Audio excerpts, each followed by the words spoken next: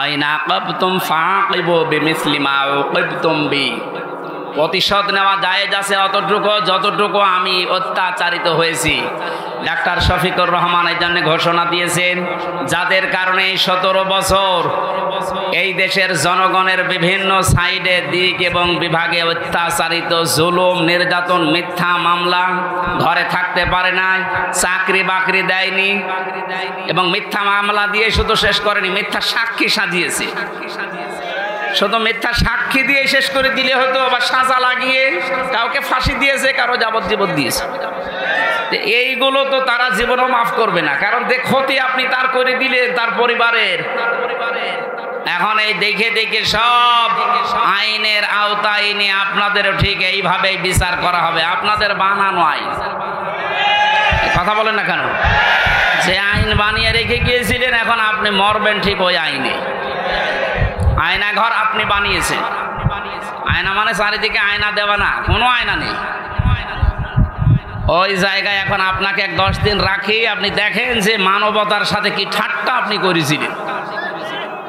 এরপরও টিভির সামনে এসে সাংবাদিকদের সাথে এসে আপনার বলতে লজ্জা করে না যে কেন জনগণ খেপে যাচ্ছে? আমি তো বুঝতে পারছি না। বুঝতে পারছেন না? এদিকে আসেন, আপনাকে বোঝাচ্ছি, জোরে কোদাল দিয়ে বোঝাচ্ছি। যা করেছেন আল্লাহর আরশ কেঁপে গেছে। এই জন্য আমাদের যিনি জাতির পিতা হযরত ইব্রাহিম আলাইহিস সালাম, তাকে আল্লাহ যে পরীক্ষাগুলো করেছিলেন জীবনে, ফিরে ফিরে জাতির পিতা তিনি হননি। 50টা পরীক্ষা দিয়েছিলেন। কয়টা? আল্লাহ পাক আমাদেরকে শোনাচ্ছেন আমরা যেন এরকম বাবার সন্তান হিসাবে গর্ববোধ করি। এদেশে আজও যারা এই কথা বলে, আমার কুষ্টিয়ায় ওই সময় যখন ছিলাম, ওই সময় যিনি এসপি ছিল, ওর নাম নিতেও আমার ঘৃণা হয়। এই কোলাঙ্গা ও আমারে নিজের অফিসে ডাক দিয়ে বলছে, হ্যাঁ আপনি জাতির পিতা, ওনাকে মানেন না? ইব্রাহিম আলাইহিস সালামের কথা বলেন। কি গো? আমি বলি এ তো কোরআন বলিস না, ওইটা বলা যাবে না। এই দেশ স্বাধীন করার জন্য জাতির পিতা যা করেছে ওনাকে ভোলা যাবে না। ভোলার দরকার নেই, ওনার কর্মকাণ্ড তুলে ধরে। তো জাতির পিতা এই শব্দটা আল্লাহ নিজে কোরআনে জানিয়েছেন, মিল্লাতা আবিকুম। শুধু তোর একা না, কম বহু বচন, তোদের সবার জন্য যারা দাবি করে যে আমি মুসলিম, তাদের জন্য জাতির পিতা হিসাবে ঘোষণা দিলাম একজনের নাম, তার নাম ইব্রাহিম। তার নাম কি? তিনি কি এমনি এমনি হয়েছিলেন? এবার আসেন আল্লাহ কি জানাচ্ছেন, ওয়া ইযিবতালা ইব্রাহিমা রাব্বুহু বিকালিমাতিন ফাআতাম্মাহুন্না। আল্লাহ পাক বলেন, আমার নবী ইব্রাহিমকে আমি আল্লাহ পদে পদে পরীক্ষা করেছিলাম, আর প্রতিটি পরীক্ষায় তিনি উত্তীর্ণ হয়েছিলেন। যতগুলো বাক্য দিয়ে, যতগুলো কাজ দিয়ে তাকে জীবনে পরীক্ষা করলাম। তোমাদের যিনি জাতির পিতা, তোমরা যার সন্তান হিসাবে গর্ববোধ করো, তোমাদের এই বাবা কোনোদিন ফেল করেননি। সাতক্ষীরার মানুষেরা আপনারা পরিচয় দিয়ে গর্ববোধ করবেন, কারণ আপনারাও ফেল করেননি।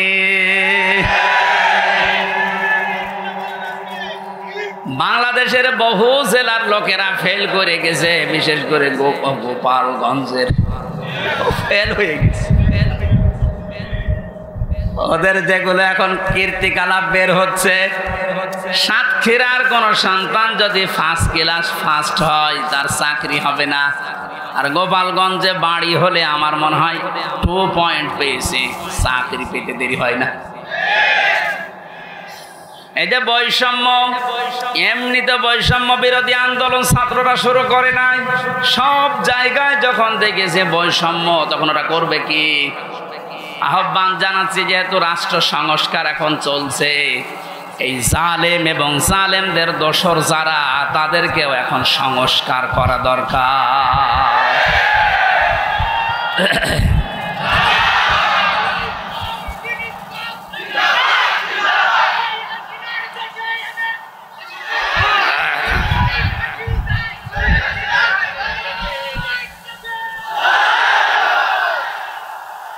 সাতক্ষীরাবাসী 50টা পরীক্ষার ভেতরে আমি পেয়েছি ঈমান সম্পর্কে পড়া। কোরআনে আল্লাহ জানিয়েছেন তোমাদের পিতাকে 10টা পরীক্ষা করেছিলাম। ঈমান সম্পর্কে 10টা পরীক্ষায় তিনি প্রতিটিতে উত্তীর্ণ হয়েছিলেন। তিনিও সর্বপ্রথম ঈমান আনার জন্য খুঁজছিলেন যে কাকে বিশ্বাস করা যায়, কাকে বিশ্বাস করা যায়। আকাশের তারকা দেখার পরে মনে করলেন এইটাই আমার খোদা, এইটাই আমার রব। যখন ওইটা মিটে যায়, লিভে যায়, দূর হয়ে যায়, তখন তিনি বলেছিলেন না, যেটা দূর হয়ে যায়, ডুবে যায়, এটা অস্তমিত হয়ে যায়, ওইটা আমার মালিক হতে পারে না। তিনি খোঁজ করলেন। রাতের বেলা চাঁদ দেখলেন, মনে করলেন এটা আর একটু বড় আছে, এটা আমার আসল রব। সকালবেলা যখন দেখলেন না, ওইটাও আর নেই, মিলিয়ে গেছে, বললেন না, যেটা ডুবে যায় এইটা আমার মালিক হতে পারে না। কোরআনে কারিমে আল্লাহ সূরা আনআমের ভেতরে এগুলো আমাদেরকে শোনাচ্ছেন শিক্ষা নেওয়ার জন্য। এখানে একটা শিক্ষা বের হবে, ভালো করে তাকান। দ্বিতীয় নম্বরে, সকালবেলা যখন সূর্য দিগন্তে দেখলেন যে পূর্ব দিগন্তে সূর্য উঠেছে, আস্তে আস্তে যখন বড় হতে লাগে, প্রখর রোদ যখন হয়, তখন বললেন এইটা আমার রব হবে, এইটাই আমার খোদা হবে। সন্ধ্যাবেলা যখন ওইটা পশ্চিম আকাশে মিলিয়ে যায়, বললেন না, যেটা অস্তমিত হয়, ডুবে যায়, ওইটা আমার মালিক হতে পারে না। জাতিকে তিনি জানালেন, ইন্নী ওয়াজ্জাহাতু ওয়াজহিয়া লিল্লাযী ফাতারাস সামাওয়াতি ওয়াল আরদা হানিফা ওয়া মা আনা মিনাল মুশরিকিন। সূরা আনআমের ৭৯ নম্বর আয়াত। হযরতে ইব্রাহিম নবী জাতিকে ডাক দিয়ে বললেন, হে আমার জাতির লোকেরা, এতদিন পর্যন্ত যাদেরকে খোঁজ করে পেয়েছিলাম, একটা ওই স্থায়ী না, সব অস্থায়ী, সব অস্তমিত হয়ে গেছে, ডুবে গেছে। আমি আমার এই চেহারাকে ঘুরিয়ে দিলাম ওই আল্লাহর দিকে, যিনি আসমান আর জমিনের উদ্ভাবক, যিনি বানিয়েছেন এটা হানিফা। আমি একনিষ্ঠভাবে ঘুরলাম আল্লাহর দিকে। আমান আমিনাল মুশরিকিন, আর আমি মুশরিকদের অন্তর্ভুক্ত না। আমাদের জাতির পিতা তিনি শিরিক থেকে মুক্ত হয়ে ঘোষণা দিলেন যে আমি মুশরিক না। অথচ এই দেশে কত অবৈধ সন্তানেরা বিভিন্ন মুশরিকদেরকে খুশি করার জন্য জাতিকে প্রকাশ্য শিরিক করিয়েছে, মুশরিক বানিয়েছে। বিভিন্ন স্কুল কলেজে আমি দেখেছি, ভিডিও দেখেছিলাম, একটা মূর্তির সামনে নিয়ে, ছবি সামনে নিয়ে ছেলেমেয়েরা যে মাথা নিচু করে সম্মান জানাচ্ছে। অথচ আল্লাহর নবী জানিয়েছেন, লা ইয়াদখুলুল জান্নাতা লা তাদখুলুল মালায়েকা বাইতান ফিহি কালবুন আও তাসবির। ওই ঘরের ভেতরে রহমতের ফেরেশতা প্রবেশ করে না যেখানে মানুষের ফটো থাকে আর কুকুর থাকে। অথচ প্রত্যেকটা অফিস, আদালত, বাড়ি, দোকানঘাট, সব জায়গায় এই শিরকটা চালু করার জন্যে উঠে পড়ে লেগেছিল। আল্লাহ এমন ভাবে বিদায় দিয়েছে জিল্লতির সাথে। আজকে আসার সময় দেখলাম বাবার মুখ দেখা যাচ্ছে না। আমাদের পিতা যদি শিরিক থেকে মুক্ত হওয়ার জন্য ঘোষণা দিতে পারে, ও সাতক্ষীরাবাসী জীবনে আজকে ঘোষণা দেবেন, আর যাই করি আমি শিরিক করব না। জীবন চলে যাক, নবীজি জানিয়েছেন, আমার উম্মতেরা, তোমাকে যদি জবাই করা হয়, আগুনের ভেতরে পুড়িয়ে ফেলা হয়, এরপরেও কোনোদিন শিরিক করবা না। কি এখানে কি সাপ? সাপ ধরে যে এখানে ফেলে দেন, সাহস আছে যার তারা ধরতে বলে।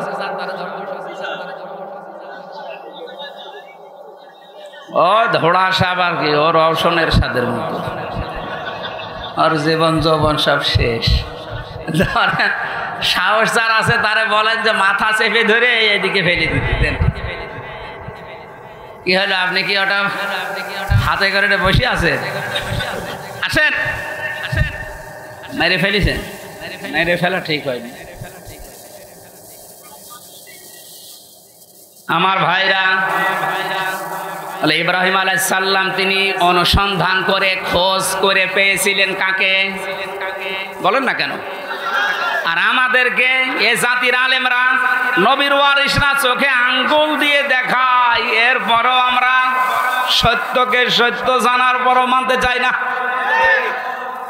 তাহলে উনি ইব্রাহিম আলাইহিস সালাম জাতির পিতা হয়েছিলেন প্রথম পরীক্ষায় পাস। তিনি ইমানের 10টা পরীক্ষা দিয়েছিলেন, এখানে আমরা 3টা পেয়েছি। একটা তারকা দিয়ে, একটা চন্দ্র দিয়ে, আর একটা সূর্য দিয়ে। রব্বুল আলামিন বলেন তাকে আমল সম্পর্কে আমি পরীক্ষা করেছিলাম 30টা। প্রতিটি আমলে হযরত ইব্রাহিম আলাইহিস সালাম তিনি পাস করেছিলেন। জোরে বলেন সুবহানাল্লাহ। হযরত ইব্রাহিম আলাইহিস সালাম যে 30টা পরীক্ষা দিলেন আমলের, এটা সূরা তাওবার ভেতরে পেয়েছি 112 নম্বর আয়াতে 10টা, সূরা মুমিনুনের 1 থেকে 10 নম্বর আয়াত পর্যন্ত 10টা, সূরা আহজাবের 35 নম্বর আয়াতে 10টা। এখন তাফসীর আকারে যদি এক একটা পয়েন্টের উপরে বলতে যাই অন্তত 3 দিন সময় লাগবে। এজন্য সামারাইজ করে বলছি, আমরা যদি হযরত ইব্রাহিম নবীর মতো আমলেও পাস করতে চাই, সূরা তাওবা, সূরা মুমিনুন, সূরা আহজাবের যে আয়াত নাম্বার বললাম, এইগুলো অবশ্যই আপনাকে জীবনে মিলিয়ে দেখাতে হবে। আল্লাহ আমাদেরকে প্রতিটা বিষয় আমাদের প্র্যাকটিক্যাল লাইফে মেলানোর তৌফিক দিন, কারণ আমরা যোগ্য বাবার যোগ্য সন্তান হতে চাই। এমন সন্তান আপনি রেখে গেলেন, সন্তানের কারণে আজ হাজারো মানুষ ধিক্কার দিচ্ছে, গালিগালাজ করছে। প্রফেসর ডক্টর মোহাম্মদ ইউনূসকে জিজ্ঞাসা করেছে যে উনি তো চলে গেল পালিয়ে, এখন ওনার বাবারে যে মানুষ ভেঙে ফেলছে, কি করেন, কি বলেন আপনি? উনি জবাব দিয়েছে ওনার মেয়ের জিজ্ঞাসা করেন কি কাজ করেছে তার মেয়ে যে সে যেতে দেরি, তার বাবা আর দাঁড়িয়ে থাকতে পারে নাই। আমি কি করে বলবো যে করেছে এগুলো? তার মেয়েকে জিজ্ঞাসা করেন, জবাব পাবেন। মেয়েরে পাবেন কোথায়? সে নাকি এখন ওখান থেকে মাঝে মাঝে ভিডিও বার্তায় কথা বলছে, কিছু কিছু জালেম তার সাথে কথা বলে, আর এখান থেকে সাহস দিচ্ছে, আপা ভয় পাবেন না, ঘাবড়াবেন না, আপনি ঘাবড়িয়ে গেলে আমরা নরম হয়ে যাই। ওরেও ধরেছে, ওই সন্তানটাকেও ধরেছে। এখন আপনার ভয় পাওয়া না, নরম হওয়া না, আপনি নরম তুলতুলি হয়ে যাবেন।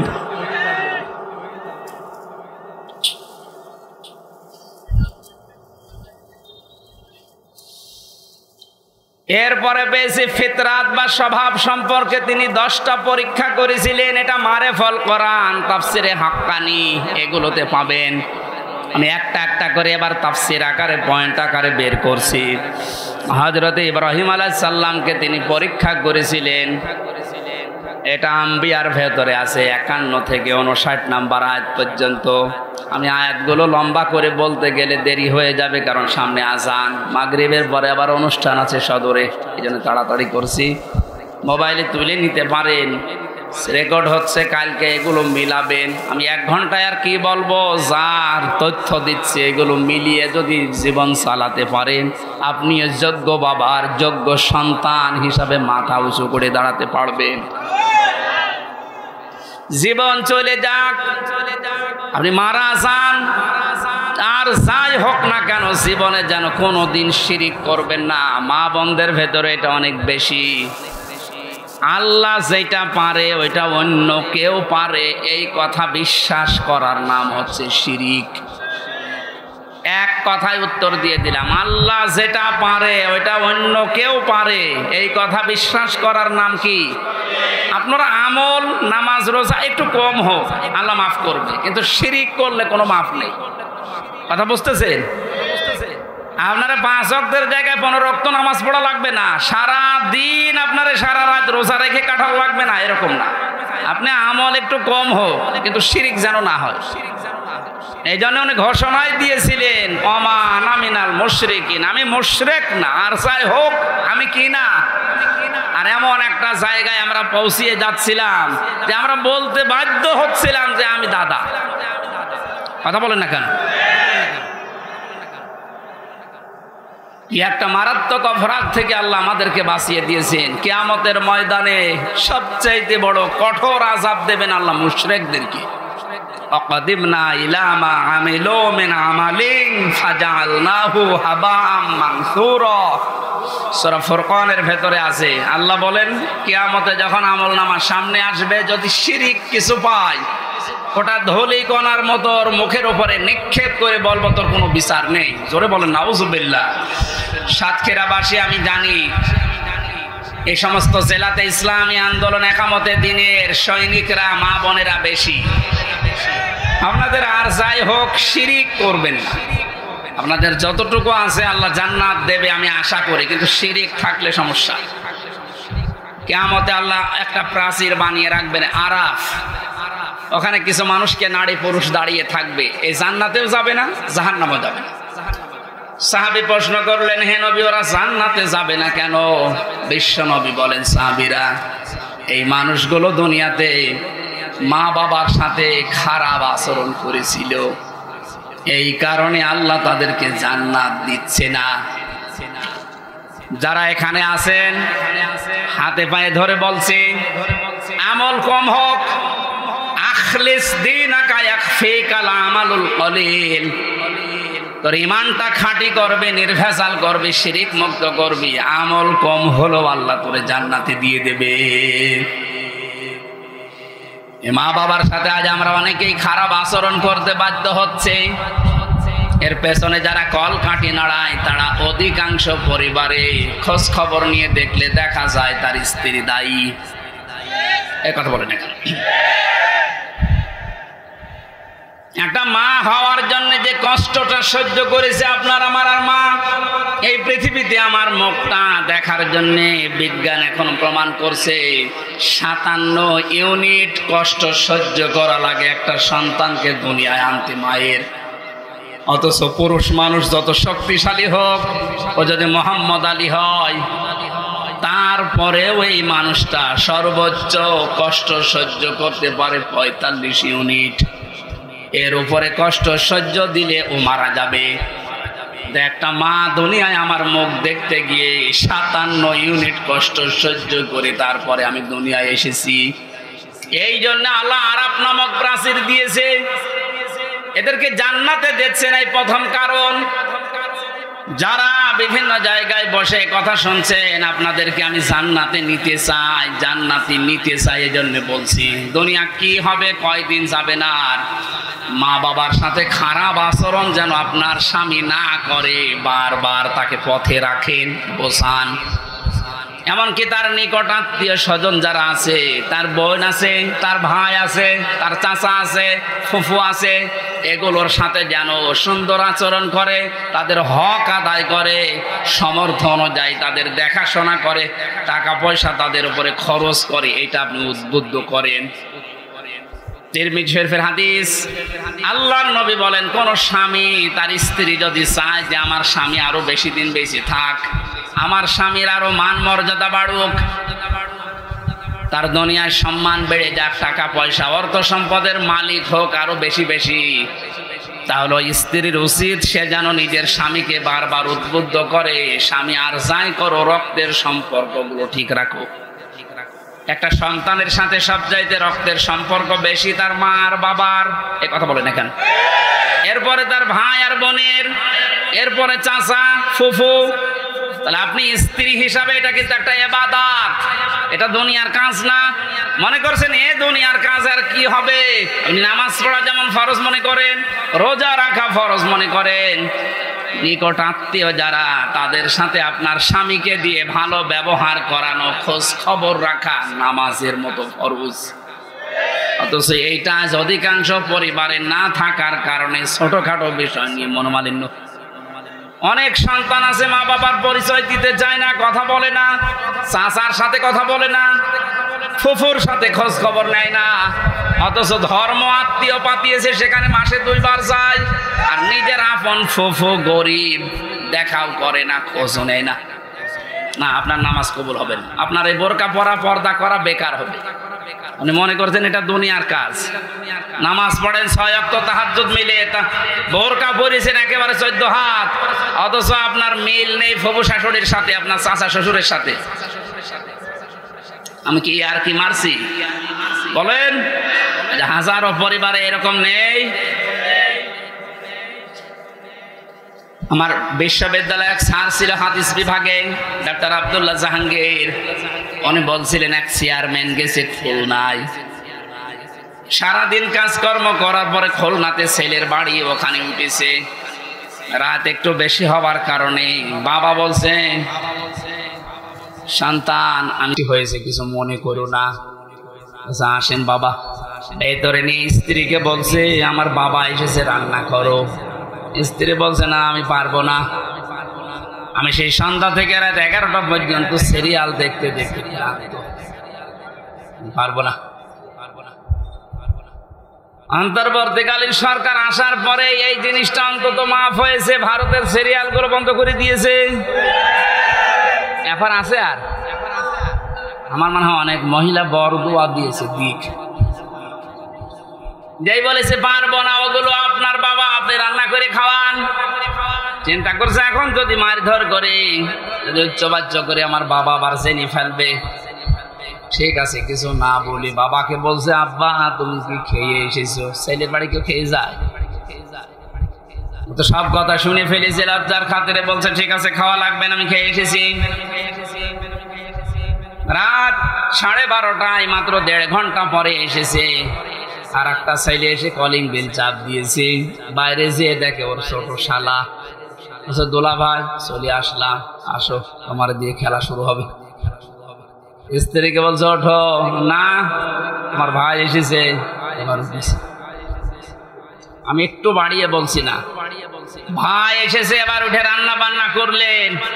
আগের যেটা ছিল ওইটাও যদি এই আচরণ করতেন, আমার মনে হয় কোন সংসারে বাংলাদেশে আলাদা হইতো না। আপনার মনটা এত ছোট কেন? একটু বড় করতে পারেন না? আর শুধু এই ক্ষেত্রে স্ত্রীরই দোষ না, অনেক মা বাবা আছে নিজের মেয়ের ভুল হলে মাফ করে দেয়। আর পুত্রবধূ একটা লোকের মেয়ে, ওর পান থেকে চুন খসলে আগে ছেলের কানে কানে তুলে দেয়। এইটা মা বাবা না, এটা ডাইনি। এ মরণের সময় বেঈমান হয়ে মারা যাবে, এই শ্বশুর শাশুড়ি ঈমান পাবে। কারণ কষ্ট দিয়েছে মানুষকে। কাকে? যার অধিকার নষ্ট করেছেন, কষ্ট দিয়েছেন, আগে তার কাছে মাফ চাবেন। সে যদি মন থেকে মাফ করে দেয়, এরপরে আল্লাহ মাফ করবে। সুতরাং এরকম শ্বশুর শাশুড়ি এই ডাইনি মার্কা আছে না নেই? কারা আছেন এরকম হাত তোলেন তো।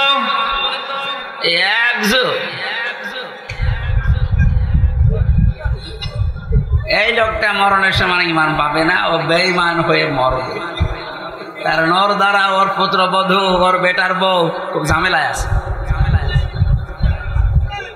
সাতক্ষীরাবাসী রান্না বান্না যখন কমপ্লিট করেছেন, ছেলেটা ডাক দিয়ে বলছে, আব্বা তোমার বৌমা রান্না করেছে, তুমি ওঠো। বাবা কিন্তু সব শুনতে পেয়েছে, ডাক দিয়ে বলছে, সন্তান আমার খাওয়া লাগবে না, তোরা খেয়ে ঘুমিয়ে পড়। সকালবেলা ব্যাগ গুছিয়ে বাপ চলে যাচ্ছে, ছেলের সামনে গিয়ে বলছে, আব্বা চলে যাও মানে? তোমার বৌমা রান্না করছে, খেয়ে যাবা না? চোখের পানি ফেলে দিয়ে বাবা বলে, সন্তান আমি যেদিন তোর শালা হব ওই দিন খেয়ে যাব। শুধু হাসির খোরাকি না, এটা বাস্তবতা। শুধু আমার ওই কুষ্টিয়া জেলার ওই চেয়ারম্যান শুধু এরকম আচরণ পেয়েছে, বাংলাদেশে বহু পরিবারে অনেক মুরব্বী এখন ঠিক ওই রকমই আছে। একটা মায়ের পেটে 8টা 10টা 12টা 15টা সন্তানের জায়গা হয়, অথচ এই মা বাবা শেষ বয়সে এসে গেলে এই 15টা বাড়ি মিলেও মা বাবার জীবন চলে না, তখন পালাপালি করে খাওয়ায়। নাউজুবিল্লাহ মিন যালিক। আমার মনে হয় মুরব্বী হয়ে গেলে এদেরকে নিয়ে 15টা সন্তান 5টা সন্তান এরা কাড়াকাড়ি করবে, কারণ এদের পেছনে যা খরচ করবেন সবগুলো সাদগা দেওয়ার মতো সওয়াব হবে। আর আমরা যারা সন্তান আছি আমরা চাইও এটা, কিন্তু আমরা পারি না অধিকাংশ পরিবারে ভোর কারণে। এইটা একটু বেশি বলে ফেললাম। যারা পারেন না ভোর কারণে হাত তোলেন তো ভাই, সত্যি কথা বলেন, হাত তোলেন।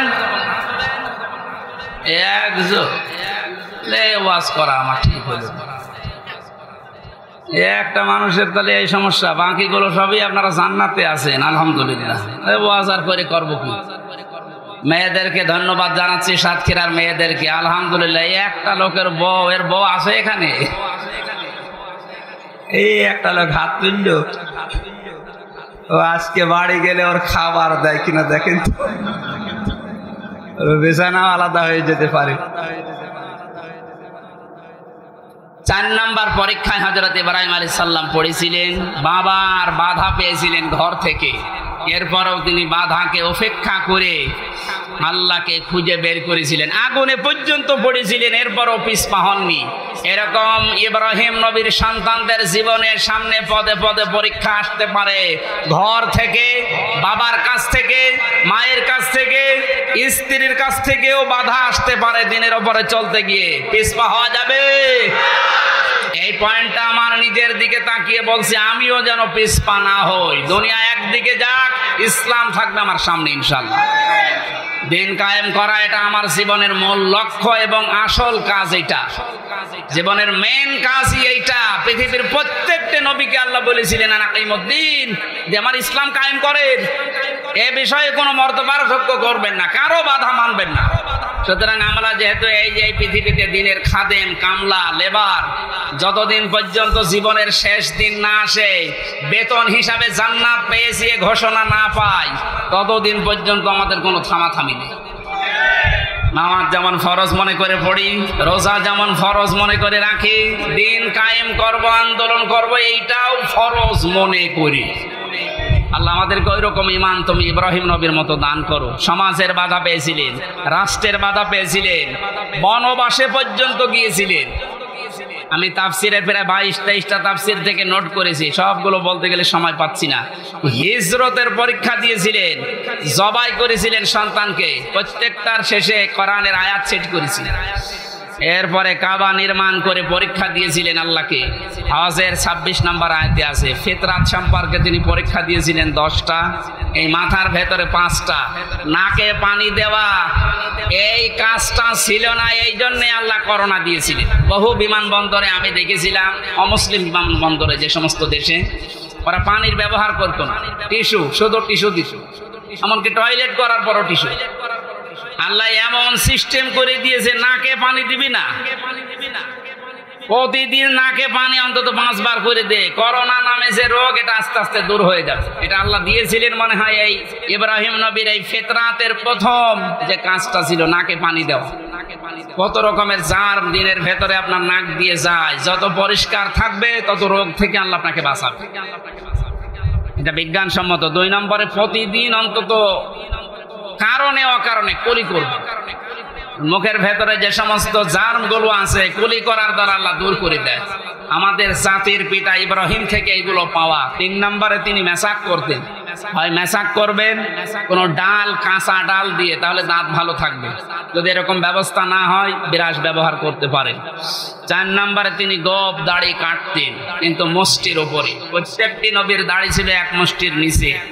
এরপরে ওনারা দাড়ি কাটা জায়েজ আছে, তো এর উপরে দাড়ি কাটা জায়েজ নেই। মোষকে বড় রাখা যাবে না, যদি ছোট ছোট করে রাখতে পারেন জায়েজ আছে। একেবারে রবীন্দ্রনাথ ঠাকুরের মতো রাখলে দই খেতে পারবেন। এরপরে তেল ব্যবহার করতেন প্রত্যেকটি নবী।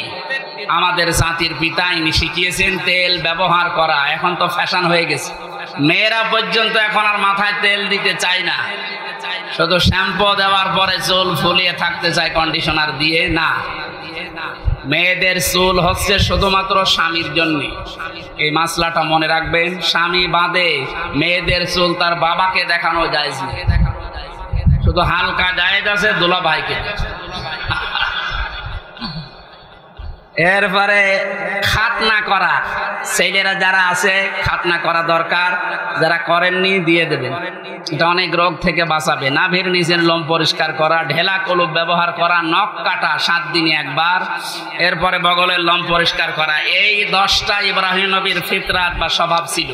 আমাদের জাতির পিতা আমাদেরকে যা দিলেন, আগামীতে কোনো জায়গায় নিয়ে আসলে রাতের বেলা মাহফিল দেবেন, দিনের বেলা আসলে কথা তোলা যায় না। আমি তাফসীর আকারে কথা বলবো আর গলা ব্যথা করছে, রাত্রে আবার মাগরিবের পরে আসে, যেহেতু শেষ করে দিলাম। আল্লাহুম্মা আমিন। আমার জেলখানায় বসে যে বইগুলো মেয়েদের জন্য লিখেছিলাম পারিবারিক জীবন নিয়ে, এখানে আছে? যেখানে আছে, সামনে আছে মনে হয়, মেয়েদেরকে দিয়ে দেবেন নিয়ে।